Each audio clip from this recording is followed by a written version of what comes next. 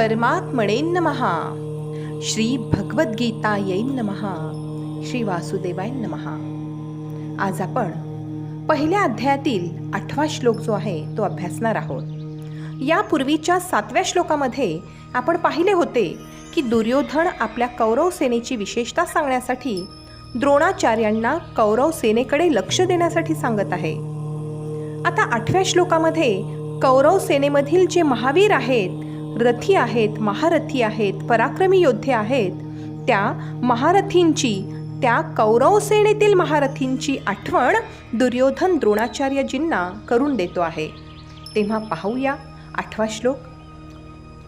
भवान भीष्मश्च कर्णश्च कृपश्च समितिञ्जयः अश्वत्थामा विकर्णश्च सोमदत्तीस्तथैव च. ह्याचा अर्थ आहे भवान, भवान म्हणजेच आपण, आपण म्हणजेच कोण, तर या ठिकाणी द्रोणाचार्य. कारण दुर्योधन द्रोणाचार्यांना सांगत आहे आपण भीष्म पितामह, कर्ण, अश्वत्थामा, त्याचप्रमाणे कृपाचार्य, संग्राम विजयी कृपाचार्य, अश्वत्थामा, विकर्ण आणि सोमदत्ती. सोमदत्ती म्हणजे सोमदत्ताचा पुत्र. मागील व्हिडिओमध्ये आपण बघितलं होतं सोमदत्ताचा पुत्र कोण होता, तर भूरिश्रवा. तर या ठिकाणी भूरिश्रवा याविषयी सुद्धा दुर्योधन जो आहे तो द्रोणाचार्यजींना सांगत आहे. काय म्हणतोय तो, अर्थ काय आहे पूर्ण श्लोकचा, तर भवान म्हणजेच आपण आणि पितामह भीष्म, तसेच कर्ण आणि संग्राम विजयी कृपाचार्य, तसेच त्यानुसार अश्वत्थामा, विकर्ण आणि सोमदत्ताचा पुत्र भूरिश्रवा, हे सर्वजण कौरव पक्षात आहेत. असे तुम्ही ह्यांवरही, आपल्या योद्ध्यांवरही, आपल्या पराक्रमी योद्ध्यांवरही सुद्धा आपण लक्ष द्यावं. कारण फक्त पांडव सेनेमध्येच हे महावीर थोर पुरुष नाही आहेत, तर त्यापेक्षाही अधिक आपल्या पक्षामध्ये, आपल्या कौरव पक्षामध्ये जे वीर, शूरवीर आहेत, पराक्रमी आहेत योद्धे, त्यांकडे सुद्धा आपण लक्ष द्यावं असं दुर्योधन द्रोणाचार्यांना सांगत आहे. मग आपण या प्रत्येकांचं थोडं विश्लेषण पाहूया, थोडं स्पष्टीकरण जे आहे प्रत्येक. आता द्रोणाचार्यांचं, त्यानंतर भीष्म पितामहांचं, कृपाचार्य, अश्वत्थामा, विकर्ण, सोमदत्ताचा पुत्र भूरिश्रवा, या सर्वांचं स्पष्टीकरण म्हणजेच यांची थोडी माहिती जी आहे ती आपण या श्लोकामध्ये अभ्यासणार आहोत. भवान भीष्मश्च, आपण आणि पितामह भीष्म, हे दोघेही विशेष पुरुष आहेत. तुम्ही आहात असं दुर्योधन जो आहे तो म्हणतोय. आपल्या समान संसारामध्ये कुणीही नाही. आपल्या दोघांमधून एक जरीही, दोघे म्हणजे कोण, द्रोणाचार्य आणि पितामह भीष्म, या दोघांमधून एक जरी आपली पूर्ण शक्ती लावून जर युद्ध केले ना, तर देवता, यक्ष, राक्षस, मनुष्य इत्यादींमध्ये असे कुणीही नाही जो आपल्या समोर टिकेल. अहो, संपूर्ण जगात आपल्या दोघांचा पराक्रम सर्वांनाच माहिती आहे. पितामह भीष्म तर अबाल ब्रह्मचारीच आहेत आणि इच्छा मृत्यूचे वरदान त्यांना मिळालेले आहे. त्यांच्या इच्छेविरुद्ध त्यांना कुणीही मारू शकत नाही. द्रोणाचार्य, आपण थोडक्यात द्रोणाचार्यांबद्दलही अभ्यासू. कोण होते हे द्रोणाचार्य, तर द्रोणाचार्य हे कौरव आणि पांडवांचे गुरु होते. द्रोणाचार्यांचा जन्म, गुरु द्रोणाचार्याच्या जन्माची एक विचित्र कथा आहे. तर महाभारताच्या आदिपर्वाच्या कथेनुसार महर्षी भारद्वाज हे एक महान व्रतशील आणि यशस्वी असे ऋषीमुनी होते. कोण होते, महाभारताचे जे आदिपर्व जर बघितलं तुम्ही, तर त्या आदिपर्वाच्या कथेनुसार एक महर्षी भारद्वाज हे एक महान, अगदी व्रत करणारे, व्रतशील असणारे, यशस्वी असे ऋषीमुनी होते. एक वेळेस काय झालं की ते यज्ञ करीत होते आणि त्याच वेळी इतर महर्षी जे आहे त्यांच्यासोबत ते गंगा स्नानासाठी गेले. त्या ठिकाणी त्यांनी घृताची नावाच्या अप्सरेला स्नान करून नदीपात्रातून निघताना पाहिले. त्या घृताची अप्सरेला बघून भारद्वाज मुनींच्या मनामध्ये कामवासना जागृत झाली. त्यांनी मनोमन आपल्या खुल्या नेत्रांनी कामक्रिया करण्याची कल्पना आरंभिली.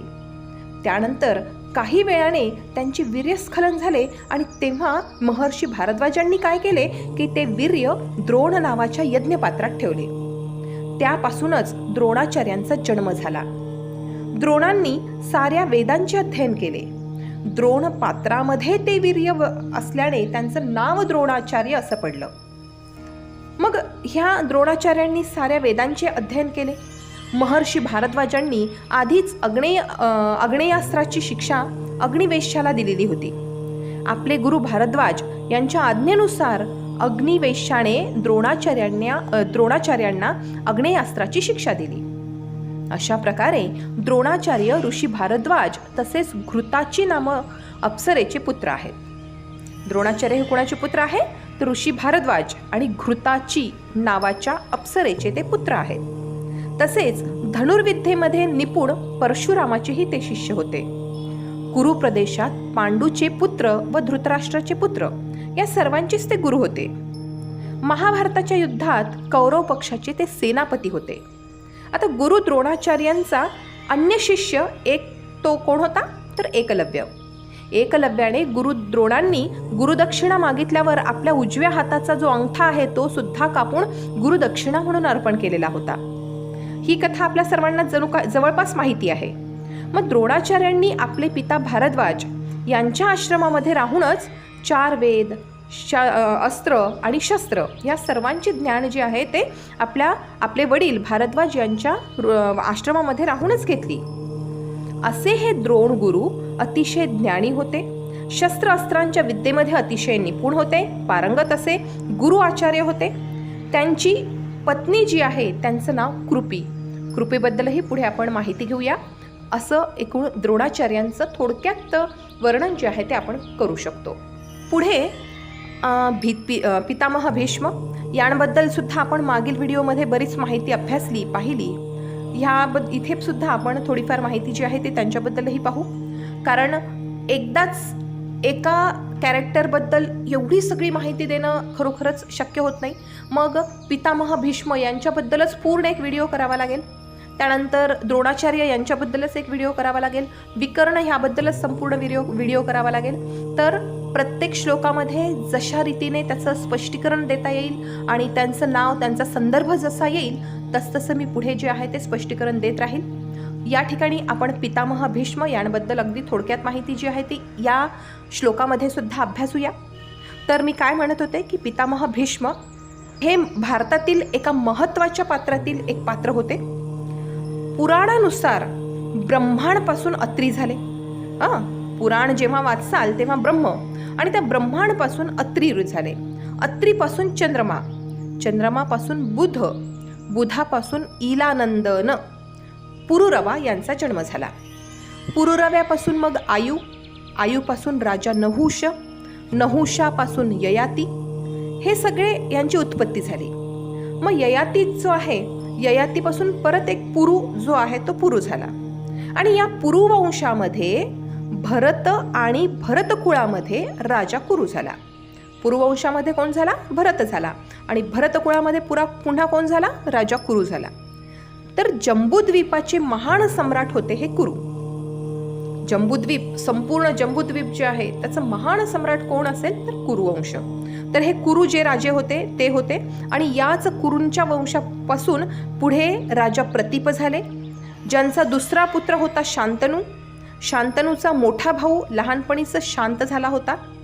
मग शांतनू आणि गंगा यापासून देवव्रत झाले. देवव्रत म्हणजेच कोण? आपण आज कुणाबद्दल माहिती अभ्यासतो आहोत इथे आता? तर पितामह भीष्म. मग भीष्मांचंच आधीचं नाव जे आहे ते देवव्रत होतं. आणि हे यांचे आईवडील कोण? तर शांतनू आणि गंगा. तर शांतनू आणि गंगेपासून देवव्रत म्हणजेच भीष्म झाले. भीष्मांनी ब्रह्मचार्याची प्रतिज्ञा घेतलेली होती, त्यामुळेच हा वंश पुढे चालू शकला नाही. म्हणजेच भीष्म हे अंतिम कौरव होते, हे पण तुम्ही लक्षात घ्या. हा तो काळ होता जेव्हा देवी देवता धर्तीवर विचरण करीत असत. कुठल्या तरी खास मंत्रांनी त्यांचे आव्हान केल्या जात होते आणि ही देवी देवता पृथ्वीवर प्रगट होत होते. देवतांमध्ये इंद्र, वरुण, 2 अश्विनी कुमार, 8 वसुगण, 12 आदित्यगण, 11 रुद्र, सूर्य, मित्र, पुषण, विष्णू, ब्रह्मा, शिव, सती, सरस्वती, लक्ष्मी, उषा, अपाणपात, त्यानंतर सविता, त्रिप, विवस्वत, त्यानंतर 49 मरुद्गण, पर्जन्य, वायू, मातरिश्वन, त्रिप्राप्त्य, अजयकपाद, आप, आहितरबृज्ञ, अहितरबृज्ञ असा त्याचा हे आहे. यम, पितृ म्हणजेच अर्यमा, मृत्यू, श्रद्धा, शची, दिती, अदिती, कश्यप, विश्वमित्र, विश्वकर्मा, गायत्री, सावित्री, आत्मा, बृहस्पती, शुक्राचार्य इत्यादी या देवतांच्या कुळांमधीलच एक, ह्या सर्व देवतांच्या कुळांमधील एक गंगा होती. आणि ही गंगा कोण होती? तर शांतनूची पत्नी होती. आणि शांतनू आणि गंगा ह्यांचा पुत्र होता भीष्म म्हणजेच देवव्रत. आता गंगेने शांतनूसोबत का विवाह केला असेल ह्याची सुद्धा एक कथा यामध्येच आपण थोडक्यात अगदी बघूया. तर पुत्राची कामना ठेवून शांतनूच्या पित्याने, शांतनूचे पिता जे आहे ते पिता कोण आहेत? प्रतीप. ठीक आहे. तर प्रतीप हे शांतनूचे वडील होते. तर मग शांतनूचे वडील जे आहे ह्यांनी महाराजा प्रतीपाने गंगा नदीच्या किनाऱ्यावर तपस्या सुरू केली. मग त्यांच्या तप, रूप आणि सौंदर्यावर मोहित होऊन गंगा त्यांच्या उजव्या मांडीवर जाऊन बसली आणि प्रतीप राजाला म्हणाली, मी जन्नू कन्या गंगा आहे, आपल्याशी विवाह करू इच्छिते. यावर राजा प्रतीप म्हटले, अगं गंगे, तू माझ्या उजव्या मांडीवर येऊन बसलीस. उजवी मांडी तर पुत्राची प्रतीक असते. तेव्हा तू माझी मुलगी झालीस. पत्नीने डावीकडून बसले पाहिजे. आता तुझा मी पुत्रवधूच्या रूपात स्वीकार करेल, म्हणजेच माझ्या पुत्राची वधू. ठीक आहे, माझी सुनेच्या रूपात मी अगदी तुझा स्वीकार करेल. हे ऐकून गंगा त्या ठिकाणून तिथून निघून गेली. जेव्हा महाराज प्रतीपाला पुत्रप्राप्ती झाली तेव्हा त्याचे नाव शांतनू ठेवले आणि याच शांतनूबरोबर मग पुढे गंगेचा विवाह झाला. गंगेकडून त्यांना एकूण 8 पुत्र प्राप्त झाले, ज्यातून 7 पुत्रांना गंगेमध्ये सोडून देण्यात आले. कुणी सोडले मग हे? तर गंगेनेच सोडले. मग 8वा जो पुत्र होता त्याचं पालनपोषण झालं. त्याच 8व्या पुत्राचे नाव हा देवव्रत. देवव्रत म्हणजेच भीष्म. पुढे चालून ते भीष्म पितामह म्हटले गेले. शांतनूने आपले वडील प्रतीप यांच्या आज्ञेनुसार गंगेजवळ जाऊन तिच्यासोबत विवाह करण्याचा प्रस्ताव मांडला होता. गंगा तर शांतनूच्या पित्यावर आसक्त होती. तेव्हा गंगेने म्हटले, हे राजन, मी आपल्यासोबत विवाह करण्यास तयार आहे, परंतु आपल्याला वचन द्यावे लागेल. कुणाला म्हटली ती? तर शांतनूला, या प्रतीपाच्या मुलाला. तर काय वचन द्यावे लागेल? की आपण माझ्या कुठल्याही कार्यामध्ये हस्तक्षेप करणार नाहीत. मी काय करते आहे हे सुद्धा विचारणार नाही. तेव्हा शांतनूने गंगेला वचन दिले आणि तिच्यासोबत विवाह केला. आता गंगेच्या गर्भातून महाराज शांतनूला 8 पुत्र झाले. किती? गंगेच्या गर्भातून म्हणजे गंगेला जेव्हा गर्भ राहिले तेव्हा एकूण गंगेला 8 पुत्र प्राप्त झाले. तर ज्यातून गंगेने 7 पुत्रांना गंगेच्या पात्रात प्रवाहित केले. वचनबद्ध शांतनू काहीच बोलू शकत नव्हता. जेव्हा गंगेला 8वा पुत्र झाला तेव्हा मात्र गंगा त्यालाही नदीपात्रामध्ये प्रवाहित करणारच होती. तेव्हा राजा शांतनूला राहवले नाही आणि शांतनूने गंगेला रोखले. तेव्हा गंगा म्हटली, राजन, आपण आपल्या प्रतिज्ञेचा भंग केलेला आहे, त्यामुळे आता मी आपल्याजवळ राहू शकत नाही. इतके म्हणून गंगा त्या ठिकाणावरून अंतर्ध्यान झाली, म्हणजेच तिथून निघून गेली. महाराजा शांतनूने मग आपल्या त्या 8व्या पुत्राचे पालनपोषण केले. त्याचे नाव देवव्रत ठेवले. देवव्रत जेव्हा किशोरावस्थेमध्ये आला तेव्हा त्यांना हस्तिनापूरचे युवराज घोषित केले गेले आणि हेच ते भीष्म. आता एक वेळी द्यू नामक वसूंनी वसिष्ठ ऋषींची कामधेनूचे हरण केले. मग हे का बरं? भीष्म पितामह जे आहे ते 8वे गंगेच्या उदरातून जन्मलेला 8वा बाळ. मग हेच का राहिले पृथ्वीवर? आणि 7 जण जे आहे ते का बरं त्यांना गंगेने प्रवाहित केलं नदीमध्ये? तर त्यांना मोक्ष प्राप्त करायचा होता गंगेला आणि त्यामुळे 7 जणांना तिनं गंगेच्या पात्रामध्ये प्रवाहित केलं. मग त्याची सुद्धा आपण थोडक्यात इथे एक कथा बघूया. एक वेळी द्यू नामक वसूनी वसिष्ठ ऋषींची कामधेनू हिचे हरण केले. त्यामुळे वसिष्ठ ऋषींनी म्हटले, असे जे काम आहे, असे जे कृत्य आहे ते तर मनुष्यच करतात, त्यामुळे तुम्ही 8ही वसू जे आहे ते मनुष्यत्व प्राप्त करा. हे ऐकून वसूंनी घाबरून वसिष्ठांची प्रार्थना केली. वसू म्हणजे एक प्रकारची देवच. मग त्या देवतांना आता मनुष्य जन्म लाभणार होता. त्यांनी प्रार्थना केली वसिष्ठ ऋषींची की नको, आपला जो हा श्राप आहे तो परत घ्या. मग त्यावर वसिष्ठ ऋषी म्हटले, इतर वसू तर 1 वर्षभर, समजा वर्षाच्या शेवट जेव्हा झाला तेव्हा त्या श्रापातून मुक्त होतील. परंतु हा जो दिव आहे, ज्यानं खरोखर ही गाय जी आहे ती आपल्या हाताने चोरून नेली, या दिवला आपल्या कर्माची फळं जी आहे ती भोगावी लागतील. एक संपूर्ण जन्म पृथ्वी तलावावर काढावा लागेल, मनुष्य बनून पीडा अनुभवावी लागेल.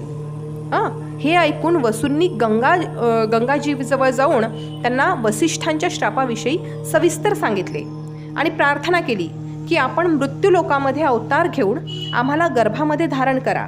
गंगेला म्हटले आणि जन्म झाल्याबरोबर आम्हाला पाण्यामध्ये सोडून द्या, असे वसूच म्हटले होते गंगेला. आणि गंगेने सुद्धा ते मान्य केले होते. परंतु हा जो 8वा होता दिव, त्याला मात्र तिथंच जन्मभर संपूर्ण जन्म मनुष्य जन्म त्याला मिळालेला होता आणि तोपर्यंत त्याला पृथ्वी तलावावरच राहायचं होतं. त्याला तो श्राप होता. आणि त्यावेळी शांतनूने गंगेला या ठिकाणी अडवलं की माझा 8वा पुत्रही तू असाच प्रवाहित करणार आहेस का? का बरं तू करते आहेस गंगेमध्ये प्रवाहित? असं शांतनूने जे आहे ते गंगेला सांगितलं. आणि गंगेनं तो पुत्र जो आहे, तो पुत्र कोण होता? देवव्रत म्हणजेच भीष्म. ह्याला शांतनूकडे सोपवलं आणि गंगा जी आहे ती अंतर्ध्यान पावली. परत ती कधीही आली नाही. या प्रकारे आम्हाला मुक्तीही मिळेल असे वसू म्हटले. तेव्हा पृथ्वीवर अवतरित झालेल्या गंगेने शांतनूसोबत विवाह केला. त्यासाठी एक अट होती. मी तुम्हाला मागच्या वेळेस सांगितलेलं आहे की कोणती अट सांगितली होती की मी जे काही करेल त्यासाठी मला थांबिले जाणार नाही. जेव्हा हे शांतनू आपण मला काही करण्यापासून थांबवाल किंवा तू हे काय करते आहेस असे विचाराल, तेव्हा मी निघून जाईल, पुन्हा मी येणार नाही, अशी अट शांतनूला गंगेने घातली होती. एकूण 8 वसू ही 8ही वसूंचा जन्म गंगेच्या पोटी झाल्यावर ती प्रत्येक वेळी जन्मलेल्या बालकाला नदी प्रवाहात सोडून देई. अशा प्रकारे एकूण 7 वसू गंगेने पाण्यात जन्मल्याबरोबर अगदी प्रवाहित केले. शांतनूला हे अमानवीय कृत्य आता सहन होत नव्हते. जेव्हा 8व्या पुत्रालाही गंगा नदी प्रवाहामध्ये सोडू लागली, तेव्हा न राहता शांतनूने गंगेला असे किती दिवस तू अमानवीय कृत्य करशील? हे तू काय करते आहेस? स्वतःच्याच पुत्रांना नदी प्रवाहामध्ये कुणी सोडतं का? असा प्रश्नांचा भडीमार गंगेवर होऊ लागला. गंगेने 8व्या पुत्रास, मग जो पूर्वजन्मी देव होता, त्याला शांतनूकडे सोपवून ती शांतनूने आपले वचन तोडल्यामुळे तिथून निघून गेली, तिथून अंतर्ध्यान पावली. मग शांतनूने आपल्या पुत्राचे नाव देवव्रत ठेवले. हेच ते पूर्वजन्मीचे देव ज्यांना वसिष्ठांनी पृथ्वीवर मानव अवतार धारण करून कष्टी जीवन जगशील, ब्रह्मचारी राहशील असा श्राप दिलेला होता. हे देवव्रत म्हणजेच पितामह भीष्म होत. भीष्म पितामहांबद्दल बरीच आणखी माहिती आपल्याला सांगता येईल, परंतु हा व्हिडिओ मग अतिशय विस्तृत होईल. भीष्म पितामहावरच संपूर्ण व्हिडिओ होईल. तेव्हा यापुढील कर्ण, कृपाचार्य, अश्वत्थामा, विकर्ण, सोमदत्ताचा पुत्र भूरिश्रवा यांचीही माहिती या श्लोकाद्वारे आपल्याला अभ्यासायची आहे. जेव्हा भीष्मांचा उल्लेख येईल तेव्हा त्यांच्याबद्दल पुढील माहिती आपण त्या प्रसंगानुरूप पाहूच. अशा रीतीने आपण द्रोणाचार्य आणि पितामह भीष्म यांच्याबद्दल थोडक्यात माहिती अभ्यासलेली आहेच. आता पुढे द्रोणाचार्यांना कर्णाच्या विषयी दुर्योधन आठवण करून देतोय की कर्ण, महाशूरवीर कर्ण हा सुद्धा आपल्या कौरव पक्षामध्येच आहे. तेव्हा कर्णाविषयीचे स्पष्टीकरण आता आपण थोडक्यात पाहूया, अभ्यासूया. कर्ण कोण होता तो पण. दुर्योधन द्रोणाचार्यांना म्हणतो आहे, मला तर विश्वास आहे की कर्ण एकटाच संपूर्ण पांडव सेनेवर भारी पडेल. असा विश्वसनीय प्रिय सखा आहे माझा तो. तसेच कुरुक्षेत्र युद्धाचा कर्ण हा केंद्रबिंदू आहे. कुरुक्षेत्र युद्धाचा कर्ण कोण आहे तर केंद्रबिंदू होता. आपण कर्णाबद्दल हेच जाणतो की कुंतीचा लग्नाआधी जन्मलेला पुत्र कर्ण. कुंतीला वरदान होते की ती कुठल्याही देवतेचे आवाहन करून त्या देवते समान पुत्र प्राप्त करू शकते. हे वरदान खरे असेल का? हा प्रश्न जेव्हा कुंतीच्या मनामध्ये आला तेव्हा तिने सूर्यदेवाचे आवाहन केले लग्नाच्या आधी आणि खरोखरच कुंतीला सूर्यपुत्र कर्ण झाला. परंतु अविवाहित मुलीला मूल ही संकल्पना फार मोठे शल्य जाणवले तिला. आणि मी काही पाप केलेले आहे का असा एक प्रश्न जो आहे, विचार जो आहे तो मनात आणून तिने त्या कर्णाला नदी प्रवाहामध्ये एका सुंदर लाकडी पेटीत ठेवून प्रवाहित केले. कर्ण एका सुताचा होता, सुताच्या हाती लागला. मग सूतपुत्र म्हणजेच सारथीपुत्र कर्ण झाला तो. परंतु महान असा तो धनुर्धारीही होता. कर्णाची इतरही नावे आपल्याला माहिती पाहिजेत. ती पुढीलप्रमाणे: जय, वासुसेन, दानवीर कर्ण, राधेय, सूर्यपुत्र कर्ण, सूतपुत्र कर्ण, कौंतेय, कर्ण, विजयधारी कर्ण, त्यानंतर वैकर्तना, मृत्युंजय कर्ण, दिग्विजयी कर्ण, अंगराज कर्ण, असे अनेक नावे जी आहेत ती कर्णाची आपल्याला सांगता येतील. कर्णाचे पालन करते जे माता पिता होते हे श्री अधिरथ आणि देवी राधा. त्यांचे भाऊ बहीण युधिष्ठिर, भीमसेन, अर्जुन, नकुल, सहदेव, शनी, यमराज आणि अश्विनी कुमार. कोणाचे भाऊ आणि बहीण? तर या कर्णाचे भाऊ बहीण कोण होते? युधिष्ठिर, भीमसेन, अर्जुन, नकुल आणि सहदेव हे तर कुंतीचे होते. आणि शनी, यमराज हे जे आहे, अश्विनी कुमार हे जे आहे कोणाचे होते? तर सूर्यदेवाचे होते. म्हणजे सूर्यदेवापासून जन्मला म्हणजे सूर्याचे सुद्धा, आणि इकडे कुंतीपासून जन्मला म्हणून कुंतीचे इतर पांडव जे आहेत ते पण बहीण भाऊ झाले. आणि त्याच कोण? शनी, यमराज आणि अश्विनी कुमार हे सुद्धा त्याचे बहीण आणि भाऊ होते. हे लक्षात घ्या तुम्ही. त्यांच्या पत्नीचे नाव, कर्णाच्या पत्नीचे नाव वृषाली आणि सुप्रिया ह्या 2 पत्नी होत्या त्याला. तसेच त्यांची अपत्ये म्हणजे मुलं त्यांची: वृषसेन, चित्रसेन, सत्यसेन, सुषेन, द्विपाल, शत्रुंजय, प्रसेन, वणसेन आणि वृषकेतू. अशा प्रकारे दानवीर कर्णाचा इतिहास हा न संपण्यासारखा आहे. प्रत्येक वेळा आपण त्याचा संदर्भ आला की हे सर्व पाहूया. आता पुढील कौरव श्रेणीतील योद्ध्यांचा अभ्यास करूया. संग्राम विजय कृपाचार्य यांच्याविषयी आपण थोडक्यात माहिती इथे या ठिकाणी अभ्यासू. कृपाचार्य हे कोण होते आपण मागच्या व्हिडिओमध्ये बरेच काही अभ्यासलेलं आहे. तरीसुद्धा या व्हिडिओमध्ये सुद्धा आपण कृपाचार्यांची आणखी थोडक्यात ओळख जी आहे ती करून घेऊया. तर कृपाचार्य यांच्याविषयी आपण आधीच्या व्हिडिओमध्ये ही माहिती अभ्यासली आहेच, तरीही थोडक्यात त्याचा सरावही होईल. या दृष्टीने कृपाचार्य कोण होते आणि द्रोणाचार्यांच्या कौरव पक्षामध्ये ते का होते याचा अभ्यास आपल्याला करायचा आहे. कृपाचार्य हे कौरवांचे व पांडवांचे गुरु होते. 7 चिरंजीवींमध्ये एक होते. हे 7 चिरंजीवी कोण आहेत? तर हनुमान, विभीषण, व्यास महर्षी, कृपाचार्य, अश्वत्थामा, परशुराम, राजा बली हे एकूण 7 चिरंजीवी समजण्यात येतात. या कल्पाच्या शेवटपर्यंत ते या पृथ्वीवर विद्यमान आहेत. त्यामुळेच हिंदू धर्मात मान्यता आहे की रोज सकाळी 7 चिरंजीवी यांची नावे असलेला जो श्लोक आहे तो वाचावा, तो म्हणावा. तर या आपल्या श्लोकामध्ये किंवा या स्पष्टीकरणामध्ये तो श्लोकसुद्धा आपण आवर्जून अभ्यासू. कारण निरोगी आणि दीर्घायू राहण्यासाठी आपल्या विद्यार्थ्यांकडून, आपल्या मुलांकडून, आपल्या अपत्यांकडून, आपल्या पाल्यांकडून हे श्लोक जे आहे ते अवश्य पाठांतर करून घ्या. निरोगी दीर्घायू प्राप्त होते असे ते 2 श्लोक आहेत. अश्वत्थामा बलिर्व्यासो, हनुमानश्च विभीषणः, कृपः परशुरामश्चैव, सप्तैते चिरंजीविनः. आणि मार्कंडेय ऋषी हे सुद्धा 8वे म्हणजे 7 चिरंजीवी यामध्ये तर ते नव्हते, परंतु दीर्घायू ऋषी होते म्हणून 8 एकूण आपण बघितलं होतं. 8 चिरंजीवी कोण कोण आहेत त्यामध्ये मार्कंडेय ऋषींचं सुद्धा नाव आपण घेतलेलं होतं. त्यांच्या नावासोबतही एक श्लोक आहे, तो पण अभ्यासावा. अश्वत्थामा बलिर्व्यासो, हनुमानश्च विभीषणः, कृपः परशुरामश्चैव, सप्तैते चिरंजीविनः. सप्तैतान् स्मरे नित्यं, मार्कंडेयं तथाष्टमं. जीवेत वर्षशतं सह अपि सर्वव्याधी विवर्जितः. शतायू होण्यासाठी आपल्या संतानाकडून हे श्लोक पाठांतर करून घ्या पालकवृंदांनो, आणि रोज हे श्लोक म्हणण्यास त्यांना सांगा. आता बघूया पुढचं कृपाचार्य. कृपाचार्य कोण होते ते पण बघूया. पुढचे कौरव पक्षातील योद्धे आहेत कृपाचार्य. दुर्योधन द्रोणाचार्यांना सांगत आहे की कृपाचार्य हे महर्षी गौतम ऋषींचे पुत्र शरद्वान आहेत. कृपाचार्य हे महर्षी गौतम ऋषींचे पुत्र शरद्वान यांचे पुत्र आहेत. त्यांचा जन्म बाणांसोबत झाला. त्यांना वेदाभ्यासात कुठलीच रुची नव्हती.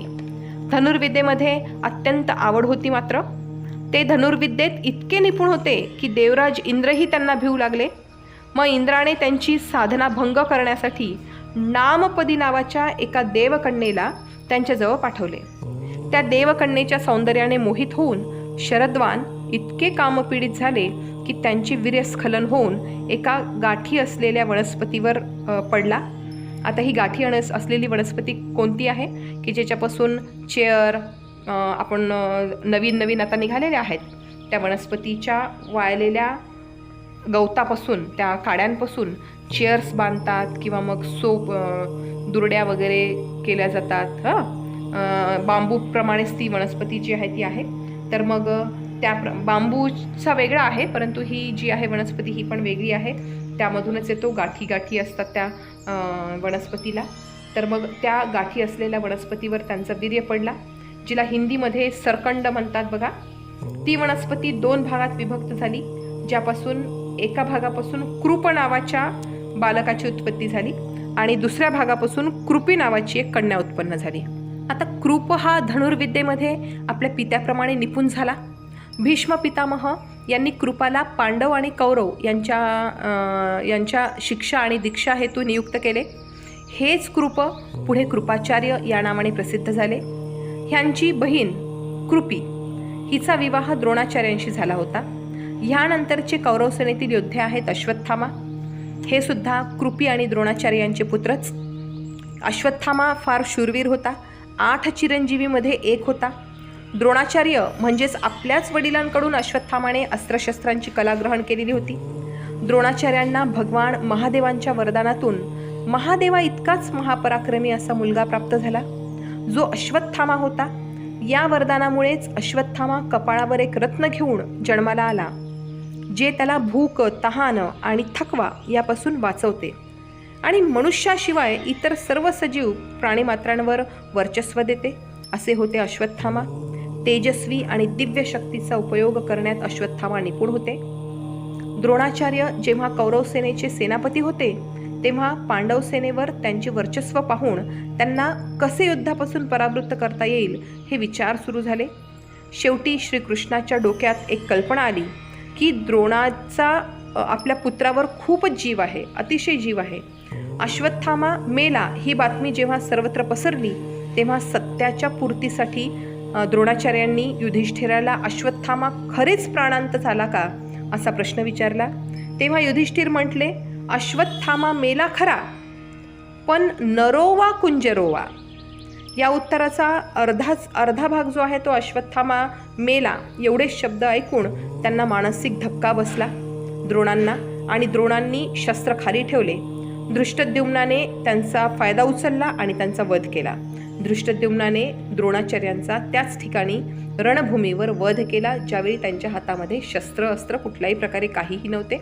आणि अश्वत्थामा मेला ही बातमी जेव्हा त्यांना समजली, आणि ती पण युधिष्ठिराच्या तोंडून ऐकली, अर्धवटच ऐकली होती, म्हणून हा परिणाम हा द्रोणाचार्यांवर झाला.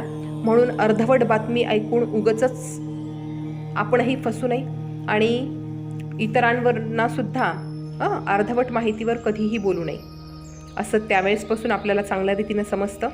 अश्वत्थाम्याने सुद्धा पुढे धृष्टद्युम्नाचा वध केला आणि आपल्या वडिलांचा मृत्यूचा बदला घेतला.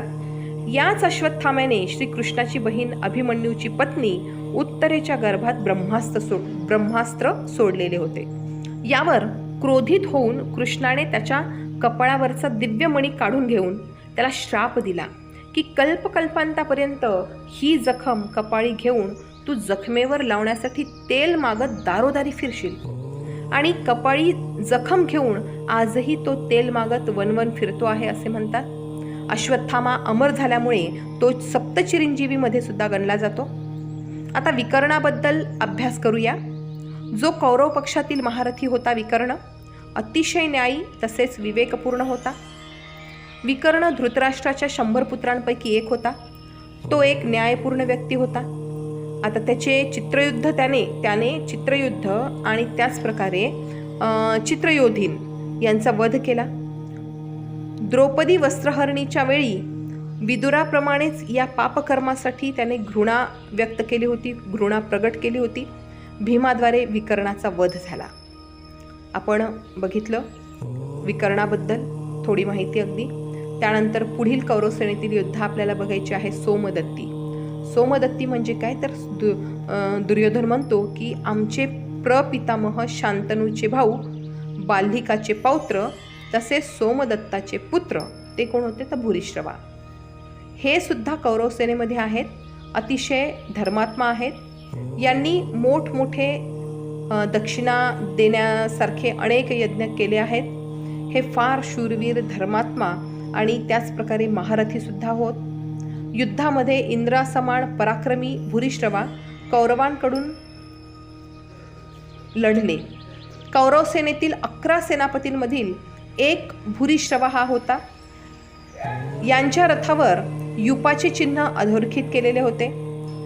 त्यांचा ध्वज सूर्यासमान प्रकाशित होता आणि त्यावर चंद्रमा हे चिन्ह सुद्धा दिसत होते. सत्य असे आहे की तुम्ही बघसाल सात्यकीद्वारा भूरिश्रव्याचा वध झाला. आता येथे शूरवीरांचे नाव घेण्याचा दुर्योधनाचा हाच मानस होता की आचार्य हे आपल्या सेनेत तुम्ही पितामह भीष्म, कर्ण, कृपाचार्य इत्यादी महान पराक्रमी शूरवीर आहातच असे पांडवांच्या सेनेत दिसत नाही. कृपाचार्य आणि अश्वत्थामा हे तर आपल्या कौरव सेनेत चिरंजीवी आहेत. पांडवांच्या सेनेत असा कुणीही नाही जो चिरंजीवी असेल. मोठमोठे धर्मात्मा आपल्या पक्षातही आहेत. आपल्याला कोणत्याही प्रकारे घाबरायचे कारण नाही. तेव्हा आपल्या कौरव पक्षाकडे सुद्धा आपण पहा असे दुर्योधन द्रोणाचार्यांना सांगतो आहे. धन्यवाद. यापुढील माहिती जी आहे, यापुढील व्हिडिओ जो आहे तो आपल्याला लवकरच प्राप्त होईल. Did you like this video? Then subscribe my channel, click the bell icon, and yes, don't forget to share this video with your friends. Bye bye. See you in next video.